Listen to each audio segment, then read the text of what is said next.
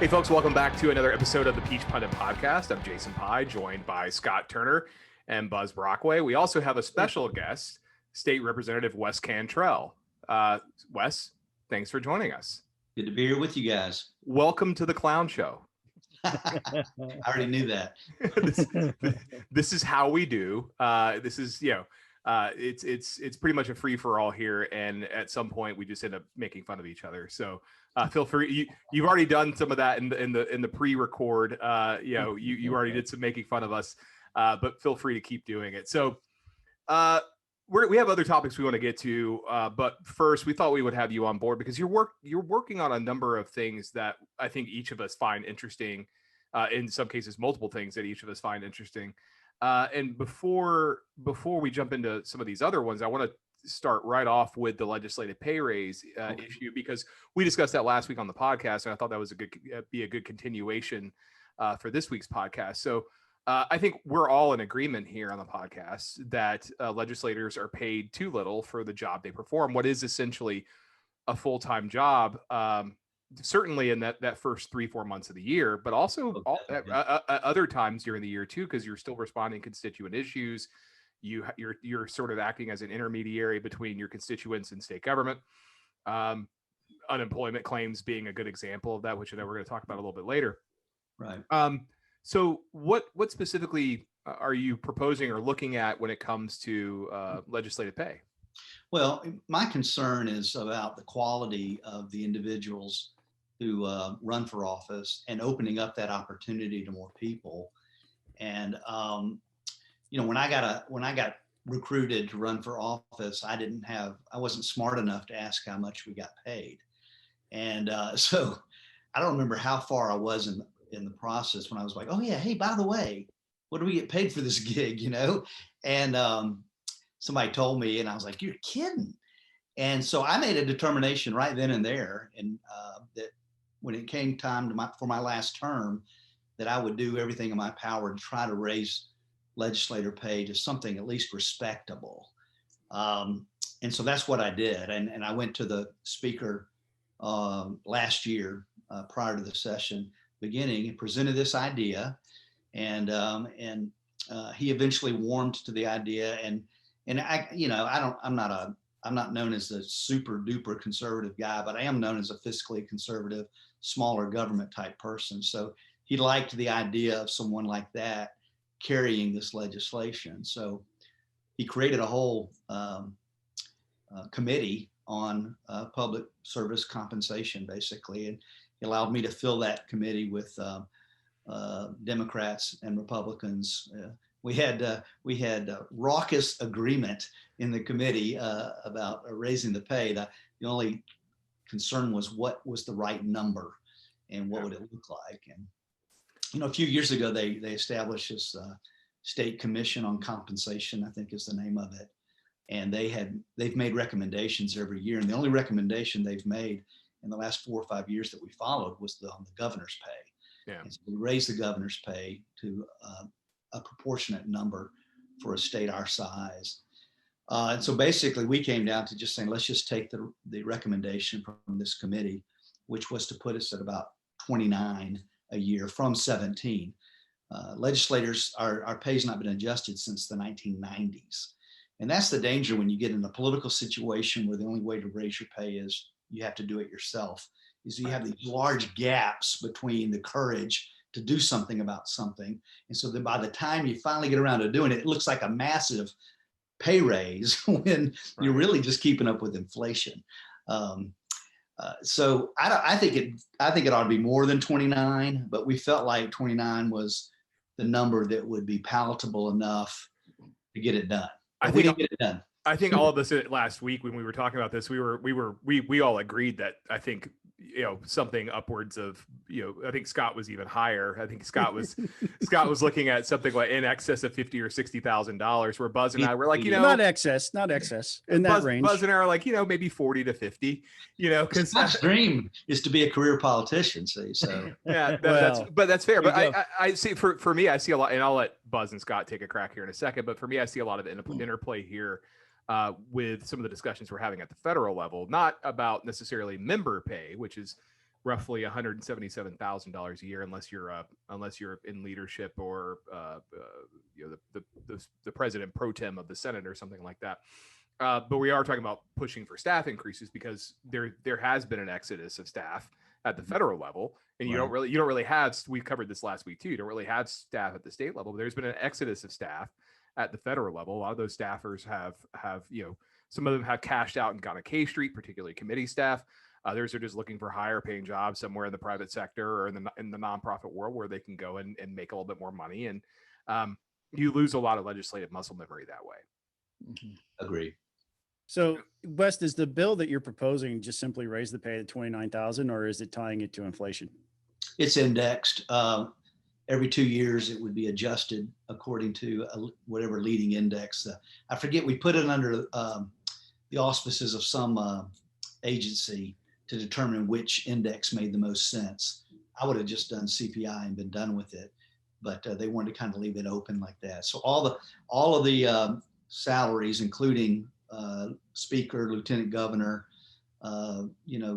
agricultural secretary, all the positions were included in this proposal, and they would all be indexed so that hopefully we'd never have to have this conversation again.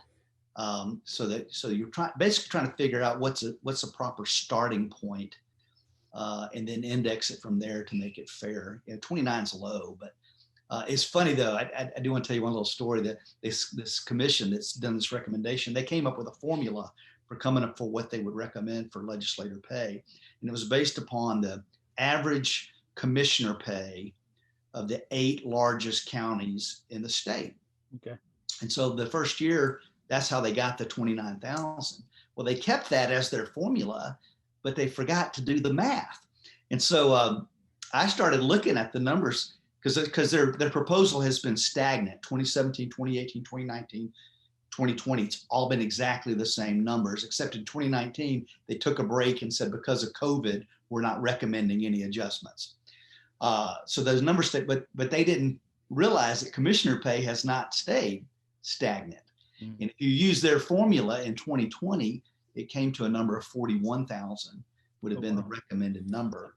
And we batted that around, but just felt like that was a bridge too far from 17 because, the AJC, even my proposal, the way the news chose to cover it was that, the legislature was recommending a massive pay raise, like 76%. I forget what the exact. Yeah. Wes, as an aside, make sure you send me, and I'll make sure I email you. I would love to write something about this just from a perspective of someone who lobbies for a living, and because I would like to see more than legislator pay increased. I want to see money for staff and things like that. Right. The point you make a moment ago about how it's covered in the media, I think is something we should explore for just a second before we move on to the next topic. Because I had a bill that would have made the speaker and the lieutenant governor both in Georgia full-time positions.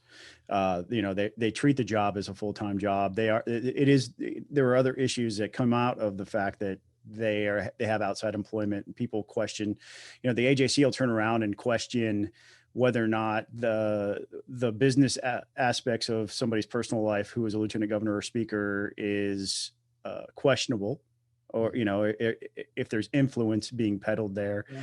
And at the same time, when somebody comes along and says, well, let's make the job full time, they will cover it. The Channel 11 here in the Atlanta metro market covered my bill that it's saying, a huge pay increase for a part-time legislator position. And it's like, I made it full time, right?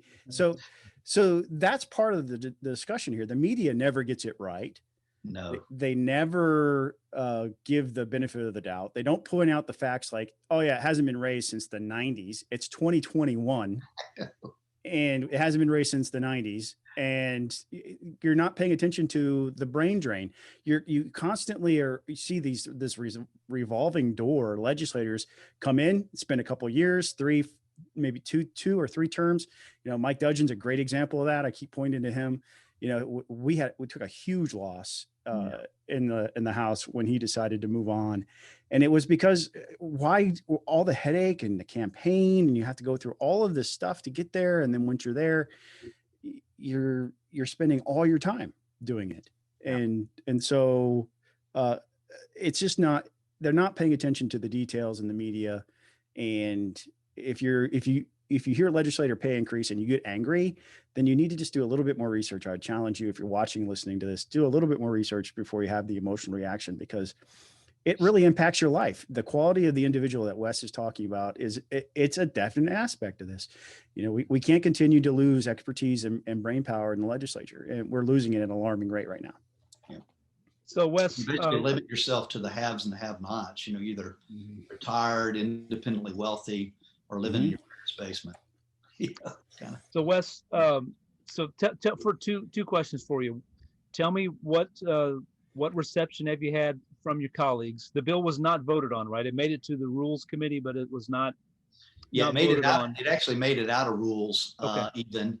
But the Senate voted that same day on a similar bill. We did not know this was coming, and it was a bad day for them to vote, because they had passed the elections reform legislation earlier that day, and so everybody was mad at each other, Republicans and Democrats, and what should have been a very bipartisan thing became a partisan thing, and it got shot down on the floor at about 3 or 4 o'clock. The Senate voted their version down, and so that gave everybody cold feet. In our I tried. I said, vote it anyway, vote it anyway, because I think we would have passed it.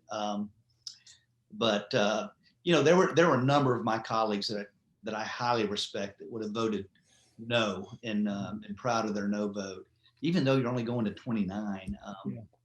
I just don't think it's a hard case to make, personally. I mean, to me, it could be much higher, but yeah.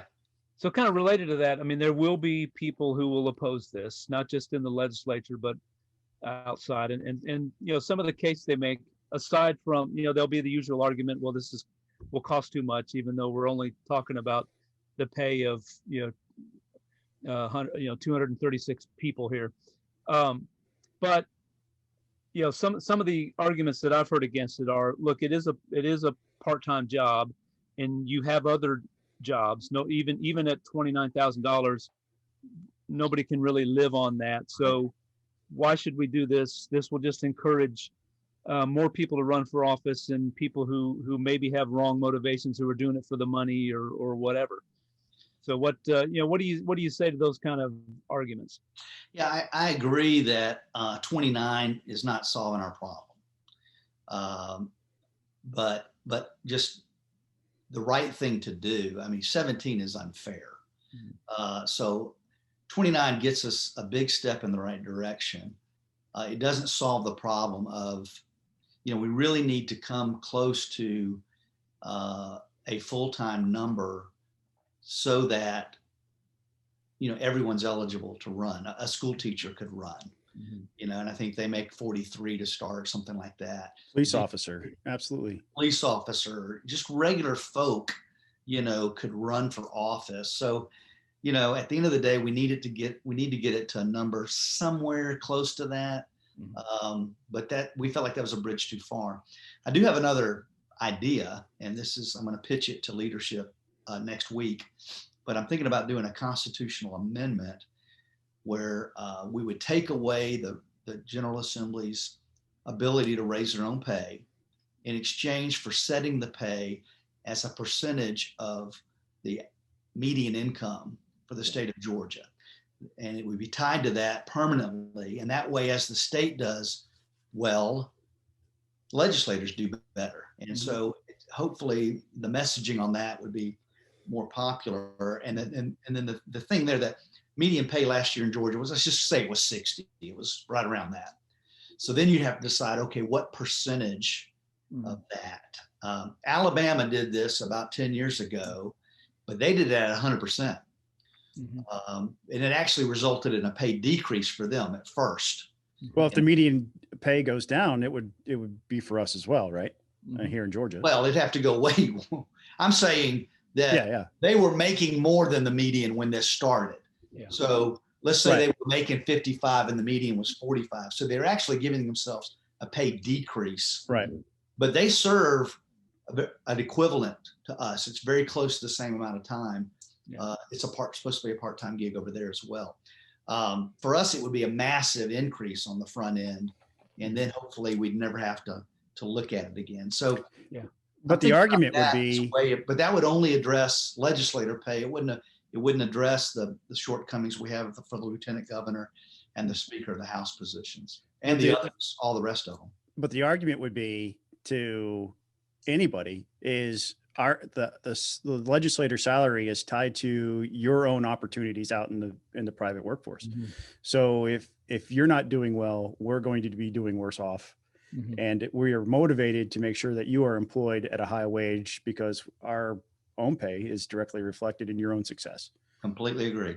No, That's a I great argument. like the idea of taking it out of the legislature's hands, because as you see, as you mentioned, this hasn't been dealt with in many, many years, and despite all your efforts, may not be dealt with because in a time when we don't know what the economic situation is going to be like next January when you're back in session.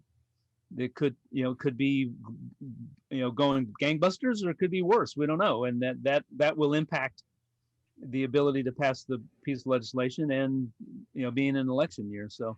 And one thing I'll say to people who are listening to this who have more conservative sensibilities, you're the government that governs. The closest to you is the one that's probably the most important to you. We all pay attention to Congress, but Congress largely, the divisions there are so intense. Congress doesn't get much done. Your state legislature does. Your city's council do. Those are and your county commissions do as well. Those are the ones who have the most impact on your day-to-day life. For us to have and I realize that Coolidge once said that an efficient government is a tyrannical government, but at the same time, I do think that it does not serve ourselves well to have legislators who are underpaid and understaffed, and that those are two issues we should be working together to rectify, because it helps with constituent services. It helps people get answers they need on things very much quicker. So this is the goal we should be, or the direction we should be moving in. And and Wes, I'll tell you right now, if there's anything I can do to personally help, even though almost all of the work I do for a professional life is at the federal level, right. Peach Pundit is a platform, and we're happy to help out in whatever way we can. Well, Jason, too, it mitigates some of the concerns about corruption because, you're not motivated as much if you're getting paid a fair wage. Yeah. You're not motivated to cheat the system. So And I'm looking at, I pulled the National Conference of State Legislators website while you were talking a minute ago and looked up, and Georgia's higher when it compared to other states in the Southeast, but there are other states that don't, that meet for roughly the same time period as Georgia, where they're paid vast amounts more than Georgia lawmakers are. Well, there's three tiers basically, and Georgia's in the middle. And I've looked at this study that compares, they try to do apples to apples. And in Georgia, the average, it's 41. It's that same number that the formula would have come up with if they'd done it correctly. So 41 seems to be the right area to be in. I just don't know if we have the will to do something. Well, we'll find out soon. We'll push on our end. So changing subjects to another legislative issue that you've been working on, education scholarship accounts is something that I know I worked on a little bit when I was at Freedom Works. I know Buzz and Scott have both worked on those to varying degrees. So for the uninitiated, explain very briefly what those are and what you're hoping to accomplish. Well, the education saving account is the holy grail of school choice because it gives parents the maximum amount of options to meet the needs of, the unique needs of each of their children. And so that's why I've been pushing for it. I had never heard of NESA until I got elected. And the minute I heard about them, it just resonated. This is it. This is the thing that would save the state money. It would increase academic outcomes for both public school students who choose to remain in the system and those who choose to take an ESA. It's just and it's working like gangbusters in states that are doing it, especially Florida. Florida's kicking our butt right now, educationally, and yet we're going to get up here and argue about budget dollars when it's a money saver, and it's also a cash cow for local systems to be able to take some of the kids that are in the margins and allow them to find a environment that works better for them. and allow the kids that are doing well in the public schools to do even better because they're in the right environment. And that's over 90% of the kids. We're not talking about a huge swath of kids are going to exit our public schools. They're not, because most parents are not willing to do what it takes to make an ESA work for them. It requires a high level of parental engagement. And so it's a win-win for everybody. If you go back to 2004, Georgia and Florida were roughly on equal academic ground when it came to the major indices of how the states were measured about the effectiveness of their school system. And Jeb Bush brought in all these school choice. Now Florida's the leader by far. They're no, and they went from 36 to 17, and Georgia has gone from 40 to 34. So we've implemented some modest school choice initiatives, and I'm grateful for those. Don't get me wrong, but if we had done more, and if we do more, everybody will improve. All ships rise on school choice, and all the education outcomes are improved. And also in Florida, everybody's concerned, and rightfully so, with the achievement gap between white students and Hispanic students and African American students. That gap has virtually disappeared in Florida. Exactly. Since they've done these things. And so the true beneficiaries of these programs are the folks who need it the most. So Wes, can you break down for somebody who doesn't know what an ESA is? How does it work? Well, the way it would, if I was in charge of it, the way it would work is that you'd have a pre-approved list of vendors, and those vendors would be private schools, they would be virtual options, they'd be textbook companies, they'd be tutors, therapies, all the different things. And those, so they would apply to be included in an online portal that would be operated by an agency. For us, it would be the Student Finance Commission, would do it here in Georgia. And so the money never touches the family's hands. They go and they go to these pre-approved vendors and make their selections online after applying for the program, and then that money's transferred directly. So an account is set up and held by the state that would be in the amount of the state portion of the funding for that student, which in Georgia is about $5,700 a kid. And so the only time the family would touch money would be if they decided to go off the rails or go rogue, go with a non-pre-approved vendor and purchase that out of their pockets, and then they would apply to be reimbursed, and there would be a review committee that would be set up to review those receipts and determine whether or not they were legitimate educational expenses. And if they decided that they were, then the family would be reimbursed for those expenses that they already. So a homeschool family with 5 or 6 children would be getting roughly $60,000 a year to educate their kids. How many kids they got? No, well, I'm sorry. 36,000. Sorry. Math is hard for me, man. Yeah. Did you know, I'm not part of the brain drain. And you were a state lawmaker? Shut up. You shut your mouth. Nobody asked you. They would have access to that, Scott, but under my bill, they wouldn't, unless they were in public school, they wouldn't be eligible. So a current homeschooler or a current private school student would not be eligible for an ESA, because the idea is that you've tried the public school and it didn't work for you. So they'd have to have been previously enrolled in public school.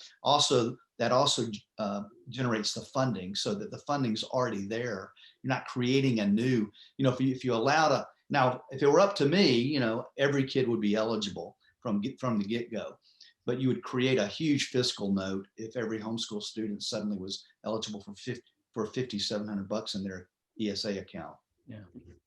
So this idea that you're taking money from public schools in this, how do you get around that argument? I think it's important for people to understand funding sources, how there's different buckets, there's local dollars, there's state dollars, there's federal dollars, and how this ends up being a net win for a local public school system. Okay, let me see if I can remember the numbers. Jeffrey Dorfman, Dr. Dorfman, he was an economics professor at UGA. He's now the state economist. Did a study on every school district in Georgia, every county district, a couple of years ago. Average funding is about 11 grand total. 5,700 of that is your state portion. So the marginal cost for an additional student in school is $9,500. So basically, every time you add a student into the equation, it's costing the school district $9,500, and they're getting $1,100. So they're, quote unquote, a profit of $1,500 to use for administrative, capital expenses, whatever. So when you take that student out and they go take an ESA, they only receive $5,700. Mm-hmm. So that's a $3,800 delta there for the schools that they'll receive. So they're getting $3,800 for doing nothing, because that student, they're no longer bearing the expense of educating that student anymore when you use the marginal cost. So they get all the local dollars, they still get the federal dollars. And there are obviously some fixed costs involved in schooling kids, but the average per student gain to the local system would be $3,800 per student. So it would be a financial win for them. Saves money overall. The student's only getting $5,700. That's not going to pay the tuition at an average private school. But what happens is that parents say, well, I can't afford 10 grand, but I could come up with a $4,300 gap between the 57 and the 10, or less. I think the average private school in Georgia is about $8,500 a year. So it's not near what people, they think of Westminster and Lubbock. Right.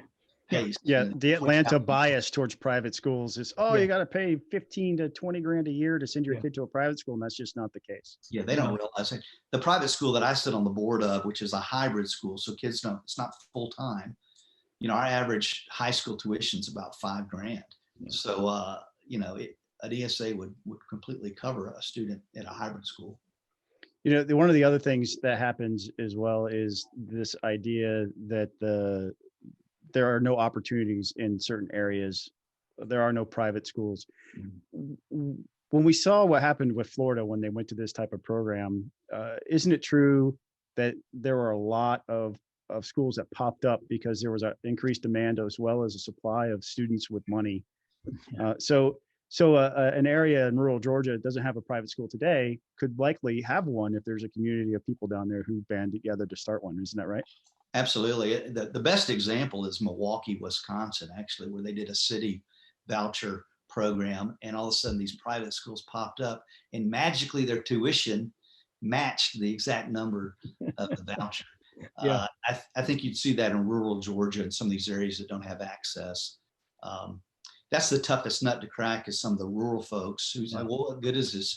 What's good is this for me? And I said, well, it's going to be good for you because it's going to create a desire for this. But the opposite is also true. What harm does it do to you? Why would you vote against it just because you can't see any good for you, when it does good for so many kids in metro areas that have these choices available to them now, but they don't have the funds to act on those choices. So Wes, one last question on this. You hear from, you mentioned rural Georgia, the opposition that we've had on these bills over the years has been from our rural friends, our rural legislators. And one thing they hear from their superintendents and their teachers is, you've got a school system, down the street from me is Collinsville High School, which has 4,500 students. That's bigger than the entire K through 12 system in numerous counties in South Georgia. So losing 1, 2, 3, 5, 10 students is a bigger deal for them. 1,000 people, take advantage of this in Gwinnett County, they're not even going to notice. Right. But in these smaller counties, so that there's just really this fear. How do you address that in the bill? And I know you've had a number of conversations with superintendents and others right. About this. What are those conversations? How do you address this issue with them? Well, we adjusted the caps. We lowered the cap by half for any district that was under the average district, which is about 10,000 students, I think. So their cap would have only been 0.25%, which for some of these districts would have been in the single digits. 1, 2, 3 kids would even be eligible, much less would there even be kids that would take advantage of this, families that would take advantage of it. So we did that. And then I was on a call with a bunch of rural superintendents about the special needs scholarship expansion. And this one guy, he just going on, oh man, it would kill us. These kids left our school. And so I said, well, sir, the special needs scholarship has been around since 2008. I said, how many students in your district have taken advantage of it in the last 13 years? He with a straight face, he said, 0. I just put my hands up. I was like, what? So you're worried about something, Yeah. So you're saying there's a chance, it's kind of drives me nuts. I got this massive bruise on the side of my head from beating it against that wall for 7 years. It's just so we've been going at it with you, Wes, now for about 30 minutes, and I know we got a couple more things to talk about, but we're going to be running short on time here at some point soon. But speaking of time, do you like that segue, Scott? Did that meet your approval? All right. Hey. Cue the oh look, big gulps. Cue the Hootie and the Blowfish song. You introduced and managed to get passed legislation this past year to make daylight savings time permanent in Georgia. Now, there's a little hiccup as far as it goes because so the federal law prohibits any sort of change. So basically, the bill is written contingent upon Congress taking action. I know that there's been legislation introduced on this at the federal level. One of my least favorite members, Senator Marco Rubio, has I did that down. I did that specifically for you, Buzz. Admittedly, Josh Hawley and like Tom Cotton, come on, go back and forth. Come on who's like my least favorite, but Rubio's like tied, well, no, not tied. He's right there at number 2. Man. We need to be very clear at this point. Those two. Oh, I'm speaking only for myself. Yeah. We need to be very clear. Jason's politically homeless and speaking for himself. Yeah. So anyway, let's say Marco 2024. That's all I'll say. Wes, tell us a little bit about the bill and what you hope to accomplish with it. Well, I wanted to do this really my first couple of years, but and these two guys on this show tonight may have been two of them that gave me the advice not to introduce this legislation. I can't remember. Probably so. Everybody I would bring it up to, they would say, "Oh no, don't do that. Don't poke the bear." And I remember Turner particularly, that's not constitutional. I go, well, it would have to be triggered. You have to have a trigger in it. In context, the original proposal you had was unconstitutional. No, it's always had a trigger in it from day one. No, it didn't. No, yes, it didn't. But anyway, go ahead. Keep going. It may have been an early. Nothing in the. It was an early draft version that he got. Council. There was no early draft that didn't have the trigger. Wes, I have no idea. I am just screwing around with you. I'm not gonna let him win this one because I remember when he said it in caucus meeting. I'm like holding it up, going, "No, Scott, it says pending congressional." I never debated you in caucus meeting on this. Brought it up. Yes, you did. No, the things I was concerned with were youth sports. You can go back and look at the media coverage because I was quoted out of your committee hearing about being concerned with specifically youth baseball not being able to use lighted fields during the summer because your original proposal was to not have daylight savings time. It was to go to standard time year round. No, never. I'm going to go with it's Scott. If your I would have never proposed that. Scott, if your memory is anything like your math skills, I'm going to go with Wes. Yeah, on this one, it's not though. It's unfortunate for Wes because I'm going to have to post the article from the AJC that quotes me about him ending youth sports by adopting all day long, but there was never any bill. This is why people advise you never to bring this up, Wes, because you go down rabbit trails with weird arguments. Bills. I was on state planning. I was on state planning and community affairs, and you brought 2 pieces of legislation. That's true. I did. And so you cannot say you never did because there's 2 bills, and one of them did put us on standard time year round. That part's true, but I never asked for a hearing for that bill. I was just trying to get the conversation started, and guess what? It worked. This is the perfect example of the type of response it got. Can you just get the delegation, the congressional delegation, on board? Because we kind of need this. Well, I actually have reached out to every single congressperson from our state and both our senators, and I have gotten 3 congressmen so far to jump on to, I think it's Representative Buchanan has the House version of the Sunshine Protection Act, as it were. Senator Warnock has expressed interest in getting on board. He's still studying the issue, and I haven't heard from Senator Ossoff. I've got no response from his office. What's the argument against the bill? Oh, like what do you hear from? Is it like who's lobbying against it? Is it agricultural interests? What? No. The agriculture loves it. It's primarily just people who, and I got a lot of this today because I posted pictures of the governor signing the bill, and it's people that say, "Haven't you guys got more important things to do than?"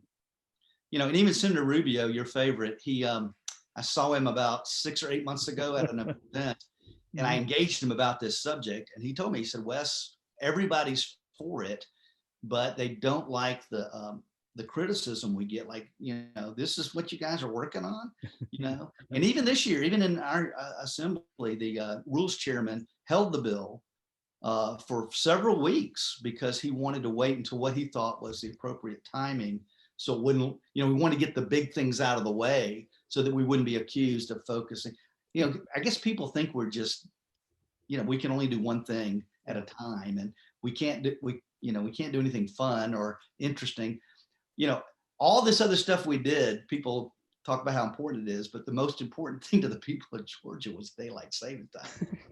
I can tell you that from the responses. People are passionate for sure. Buzz, you want to jump in? You got anything you want to add? Well, I was just gonna say. I mean, I think. I forgot what I was gonna say, but. So for those don't do any math, Buzz. It will be all. Everybody will be okay. For those of you wondering, and at the federal level, the legislation that would trigger this piece of legislation, this new law in Georgia, it's S623, introduced by Senator Marco Rubio. That is a bipartisan bill, has Republican and Democratic support. Unfortunately, as Wes noted, no Georgia Republicans are on board with it yet. And then HR 69, which is, again, the Sunshine Protection Act, introduced by Vern Buchanan from Florida. The 2 Georgia Republicans are on it. That is Buddy Carter and Barry Loudermilk. And I swear to God, Buddy Carter is running for Senate. Is it 623, Jason, or 603? 623. Okay. I'll trust you on that one. I don't know why that didn't ring a bell for me. This is probably because it got reintroduced. When did it get reintroduced? It got reintroduced just recently, yeah. Yeah, March 9th, which is my wife's birthday. I remember what I was going to say. So the people who complain that, this is frivolous, we shouldn't be doing it, they should be thankful that the legislature isn't doing more important things, because they'll probably screw it up. So that's true. And we want to pay frivolous stuff. And we want to pay them more to do more frivolous things. Exactly. Wow. That's a great platform.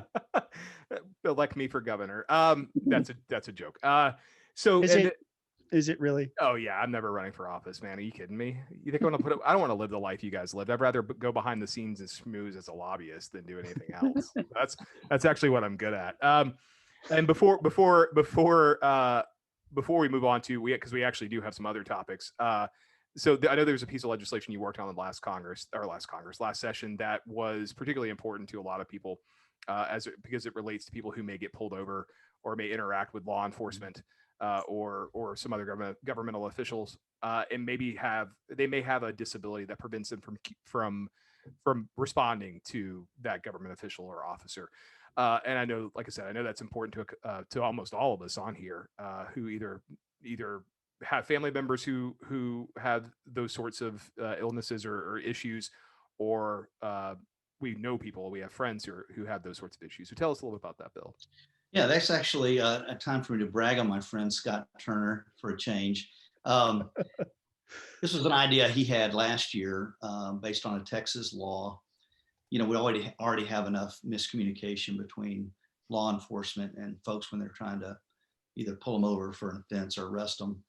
And so, when we can help mitigate that, we should. And basically what this bill does is it allows the owner of a vehicle, when they're registering the vehicle, to put on their registration that a potential driver of the vehicle may have a cognitive or physical reason why they can't communicate well with law enforcement when they pull them over. So when a policeman scans their tag, when he or she pulls them over, they'll have a heads up that I might be dealing with somebody who's a diabetic and who's in diabetic shock of some kind, or someone who's on the autism spectrum in some way that might have difficulty communicating. And we weren't able to get it done last year with COVID, but this year we were able to get it done. And it was a proud moment for me because of my friend Scott Turner and his son Sam.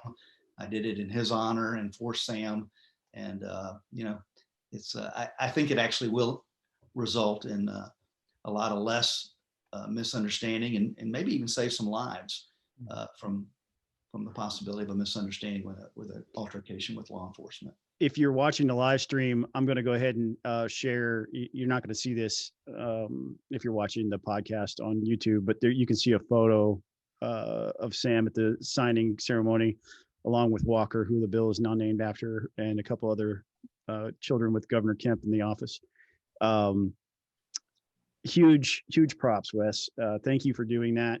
As a parent of an autistic son, that's what drove me to draft the legislation in my last year and try to get that done by even handing it off to one of our more powerful chairmen at the time to see if he could get it done quickly.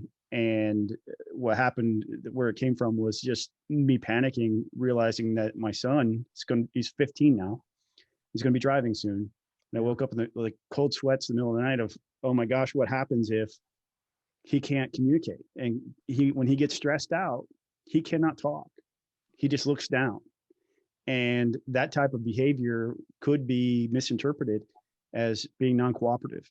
And it's just that his emotions are not able to be managed because of his condition. And having a police officer who understands that in advance, that this is likely what is happening is going to be huge for not just him, but everybody in the autism community, especially. So as a parent, thank you. It was one of my best my favorite moments as a legislator. 7 years of being a legislator, it was one of my favorite moments, being there in the governor's office with you and Sam and the others. And the bill also allows the owner of the vehicle to put in an alternative emergency number. So if the police person wants to call at a time to know what they're potentially getting into. I will say, in fun, is that I did have to fix the language of the bill from Scott's original. He had some major holes in it I had to fix. But you didn't fix it. Randy Robertson in the Senate did. So don't give credit. Don't take credit where it's true. I'm sure they were all math errors. So Wes, thanks for joining us. You're welcome to stay on and continue on with us for the next few topics, because we have a few more things we want to run through. And but you feel free and stay and play the role of pundit with the rest of us. I'll stay and try to remain quiet. All right. So we had some interesting news this past week. Atlanta Mayor Keisha Lance-Bottoms announced that she is not running for re-election, which is a pretty interesting development. Buzz, what have you seen? What have you heard? Well, I mean, obviously, like everybody else who's been in, the governor's had a rough time. If you're the mayor of a city, this has been a trying time to be a leader of an organization or a city or a big government like that. And she's no exception. So she had drawn some opposition. Felicia Moore, the city council president, had already announced she was running against her. And then, to me, I don't have any inside knowledge or contacts of the inner workings of Atlanta city government. So it kind of caught me off guard because she was considered a rising star in the Democratic Party. Joe Biden credited her with helping carry the state of Georgia for him. And, there were rumors that she may be taking a position with the Biden administration, which never materialized. So it seemed like a shock to me that she decided not to run. Since then, other reports have come out that this has been in the works for a while. There have been some critics who've come out now and said that she's been absent, maybe not even present in the state of Georgia, that members of the city council and others in the Atlanta city government have a hard time getting a hold of her for quite some time now. So it sort of seems like she's checked out for a while. And so maybe this, to those who have been close to this is not a surprise, but it certainly does open up a powerful political position in the state of Georgia is wide open now. And Kasim Reed, the former mayor, is making noise about running. I don't know if he will or not. BJ Pack, the U.S. attorney, is gone, so maybe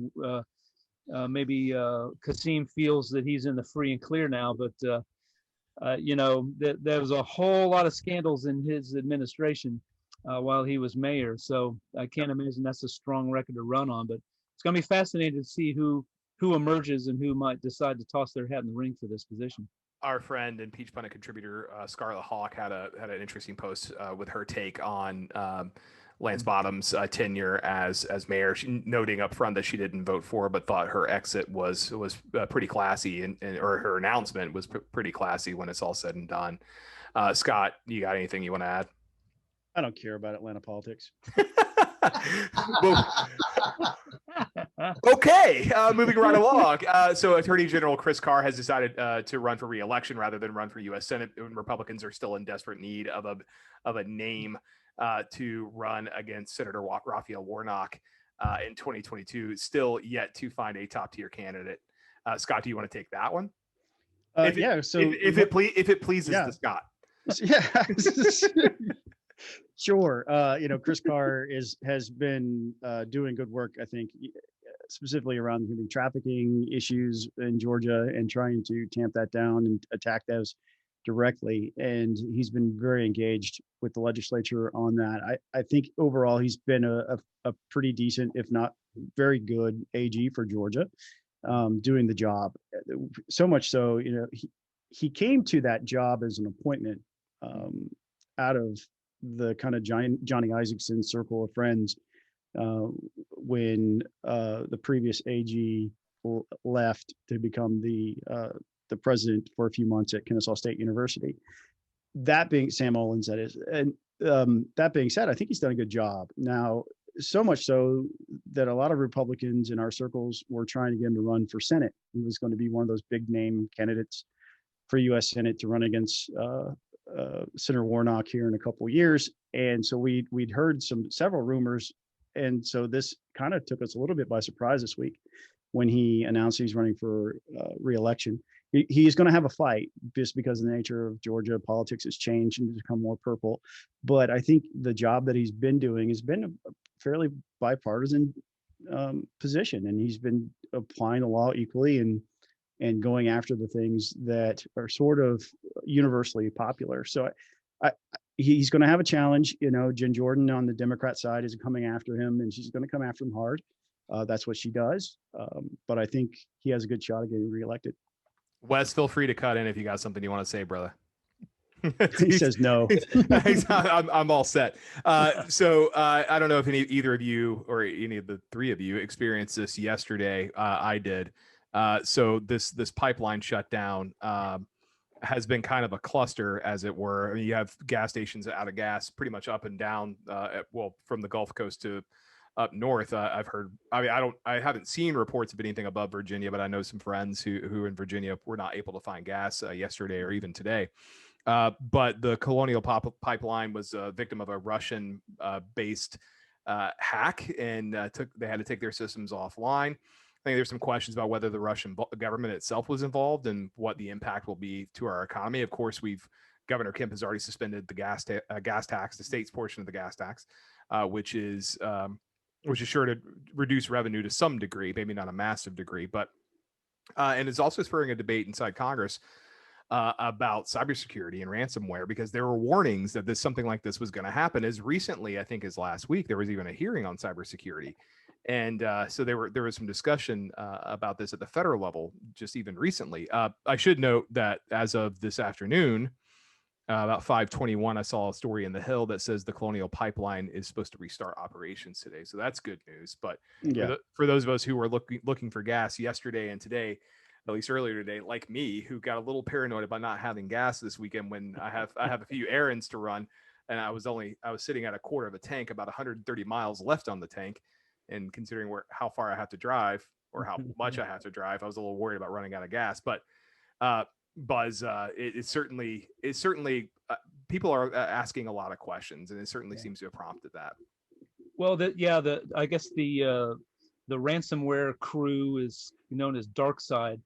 They seem to have a a deal with the Russian government where they don't target Russian companies, which is pretty interesting. There's allegations that the Russian government may receive some kickbacks, or people high up in the Russian government may receive kickbacks from the ransom that these companies end up paying. Because I mean, if you're Colonial Pipeline and all of your computer software throughout your whole network is infected, and you think, well, we can reprogram it, or we can just pay these guys millions of dollars to give us our stuff back, you can see why a lot of corporations decide, well, just pay the ransom.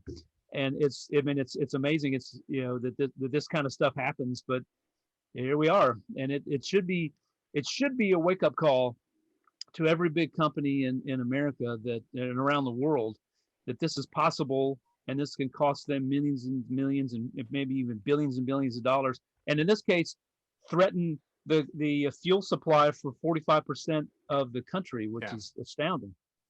Yeah, Scott, if I may, what amazes me about the whole thing is the honor that these hackers have, that they steal from you, but they make a commitment to you that they won't do it again, and they're going to give a certain percentage of the take to charity. Yeah. And apparently they've lived up to their word so far. Yeah. So companies know if we pay the ransom, they won't, because I'm thinking, well, why don't they just turn right around and do it again? Well, that's part of the deal, is that they won't turn around and do it again. And so far they keep that commitment while stealing your money. It's just, I don't know, it just amazes me. Sorry, go ahead, Jason. No, go ahead, Buzz. I was just going to say that, I was reading an article in the London Spectator, because these guys fancy themselves, they're Robin Hoods, they steal from the rich to give to the poor, etc. That's really, there's in this case, they have impacted the lives of millions of Americans who aren't rich, who are just people who are trying to go to work to support their family, and suddenly may find themselves out of, not able to show up at work and not able to put food on their table if this thing were to go on much longer. So there are no good hackers in this situation. So. Scott, has your life been inconvenienced at all, other than by me this week? Because no, not even a little bit, to be honest. Our BJ's membership came in real strong. BJ's did not run out of gas, and my wife went on a road trip. Nice. So she's out of the house with the daughter. They're homeschooling, taking a homeschool focused trip here in the Southeast, but they, overnight, and they had gas, and they have enough gas to get home. Great. We did not panic buy. I'm sitting on a quarter tank myself. I've been able to go pick up my son from school and drop him off at school, and everything's fine. I work from home, so I don't have a huge commute. No, I was not on not inconvenienced in the slightest bit by it, unlike many of my fellow citizens here in Georgia who were very clearly, lives were disrupted. Everybody who came to deliver something to us this week, we have people who have to drop off medical supplies to our home, as an example, and they all mention it. The nurses who are coming to our house right now, they all mention it, and because that's what they do. They drive around, and so they're having a hard time finding it. Now, I did find it hilarious, however, when Eric the Younger, shout out to Eric, sent us the job posting for Colonial Pipeline's cybersecurity expert today. That posting came out today. So kudos for getting in front of the ball on that one, Colonial Pipeline. Well done. Hopefully you take it a little more seriously. It was like when Robin Hood posted their government affairs job opening, like right when all that stuff happened earlier this year. That was hilarious. Real fast, did you guys see the video of the woman filling up plastic bags at a gas station? Yeah. And lots of photos of people like hoarding gasoline. I don't know what they thought was going to happen. From the beginning, we were told by the end of the week things would be getting moving. So I don't know. They really overpaid, if you think about it. Average dollar per gallon by hoarding. They drove up the price. They ended up paying more. What do you do? Not fill plastic bags with gasoline from the U.S. Product Safety Commission. That's hilarious. That they even have to tweet that, right? But it's like, don't eat Tide Pods, people. What do you? I mean, Yeah, Why do we have to? I mean, my Every God. sign and warning label ever created was because somebody did that stupid shit. Yeah, You know? yeah, no, I saw the video. It's like I just happened to see it on Facebook. And I'm like, wait, that was real. Like that wasn't just the U.S. the look, U.S. she did double bag. Okay, once she realized, oh, this one bag may not hold it. Let me get it. Let me double bag this thing here. She Okay, had a little I hole in it. just Yeah, can't believe I just can't believe someone is that dumb. It's like I really shouldn't be surprised by this because I'd be dumb. Really? I know. Really? Like I grew up on the South Side near Griffin. have you met people? I mean, Yeah, I grew up on the South Side, just maybe 15 miles north of Griffin. I've seen rednecks in my day, but come on, man. no, the rednecks were prepared. That's No, the thing. that's- The that's rednecks right. were I prepared. didn't Actually, see you any know what? redneck going I- out to the gas pumps. No. I'll actually give you that because they stocked up at Y2K. You know, Yeah. so, I They're still mean, working on exactly. They're still working off their Y2K. Yeah. oh my Yeah, I saw pictures of a person in Athens filling up Lowe's buckets. You know, I mean, yeah, Athens? Athens. Oh, Yeah, go Athens, figure. Yes. I saw somebody else filling up like wash buckets that you would use to wash your car. I mean, it's been hilarious to watch all this. Oh my God, I hate all of this. Last topic before we get moving, we could go in and end the podcast for this week, which has been really fun and enjoyable. I blame Wes for that. Scott, not so much. Mhm. So interesting story I saw yesterday in the Wall Street Journal. And Wall Street Journal, believe it or not, is not one place I read that often, but occasionally they do have a good story that pops up. And this is something that we often talk about during Trump's administration, that there was a record number of job openings across the country. We saw that towards the end of 2018, some in 2019, that there were millions of jobs open, but there weren't enough workers to fill those jobs. And that had at the time the economy was actually doing really well.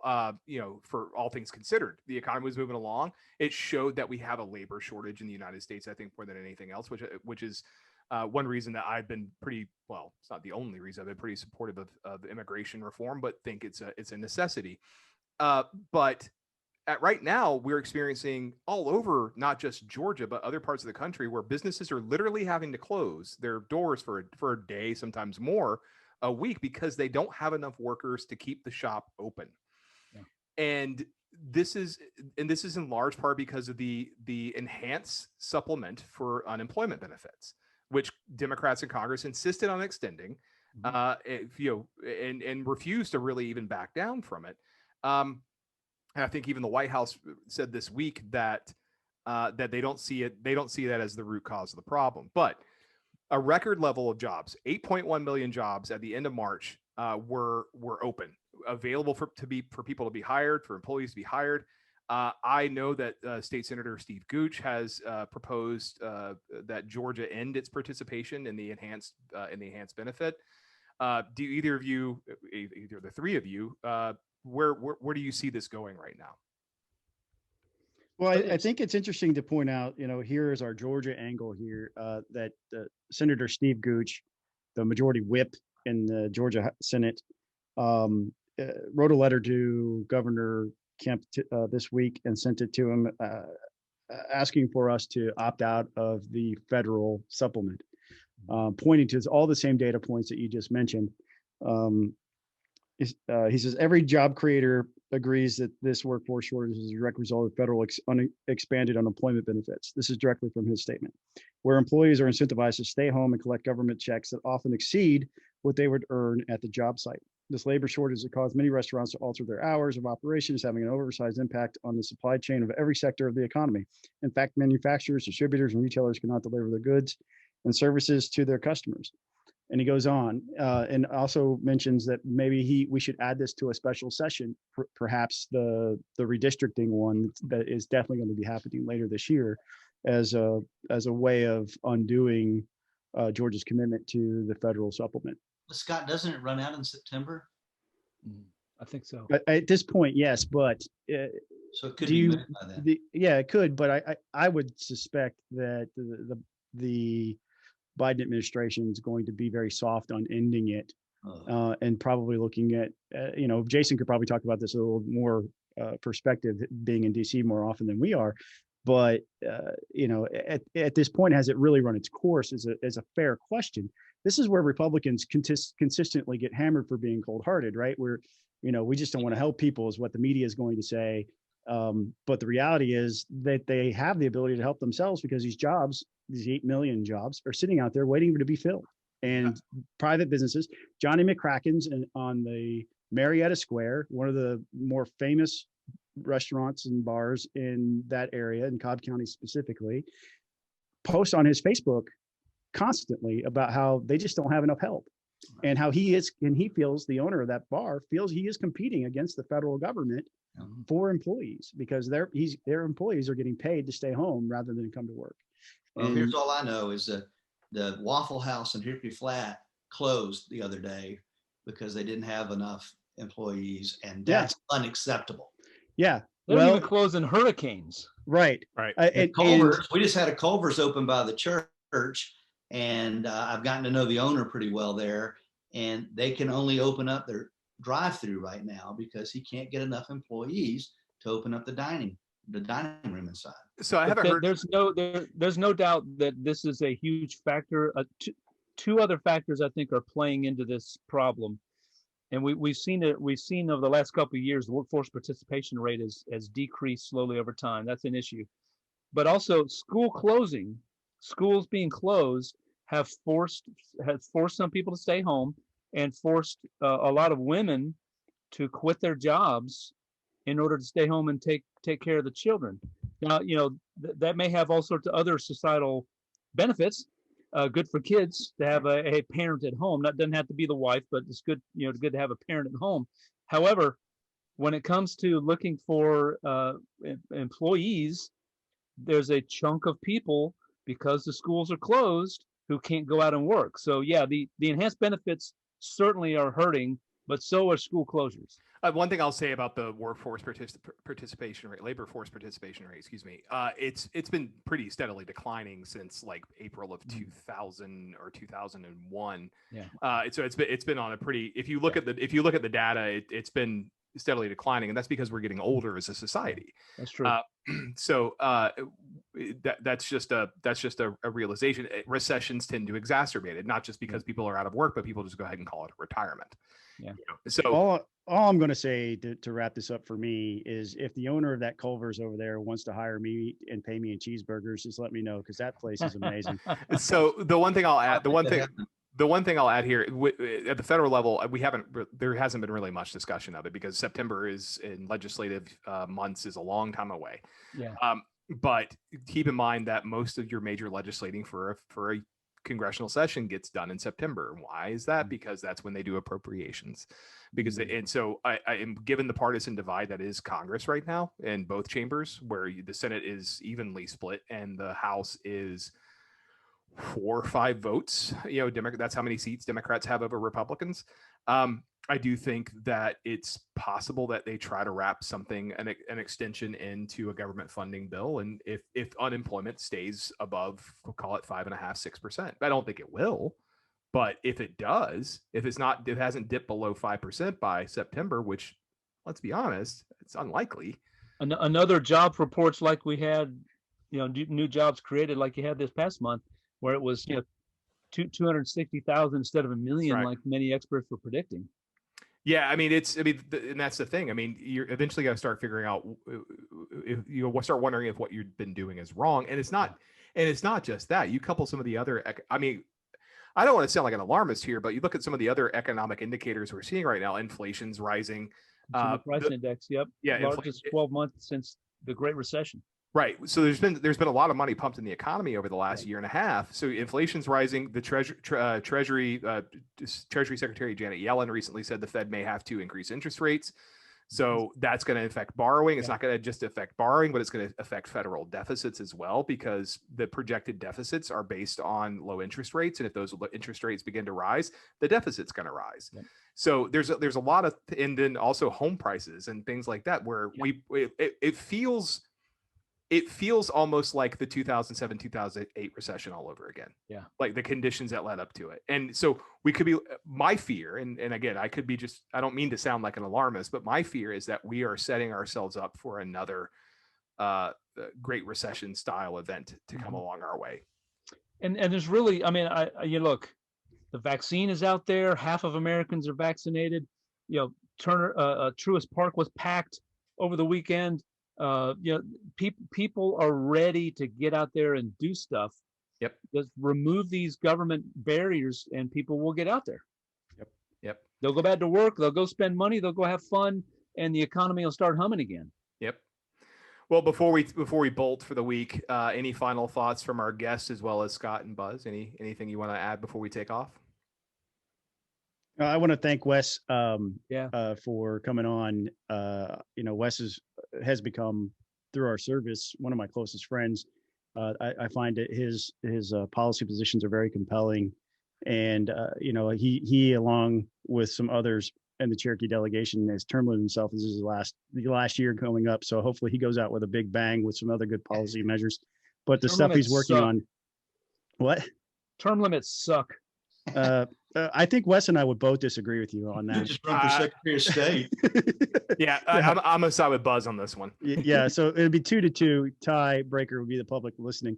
But thank you, Wes, for being here. And also, just for the record, this one last time, finally, would you tell everybody who recruited you to run for State House, Wes?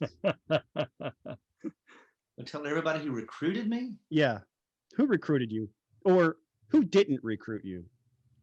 I didn't know Scott Turner until after I qualified for office. Thank you. It's for those in the back, we didn't know each other before he qualified for office. So I did not recruit Wes Cantrell to run for office. But it hurts my feelings that he doesn't want to take credit for recruiting me. I don't get it. There are just so many people in our community who are just convinced that I screwed them by recruiting you. And I just want them to know the truth. That's all.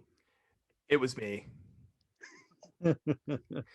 Have a great rest of your week, folks. We'll see y'all next week. Make sure you download, like, subscribe, all the things. peachpundit.com. You can listen there. You can watch the YouTube there. You can also download us on Apple Podcasts. Otherwise, peace out. Take it easy. Bye, y'all.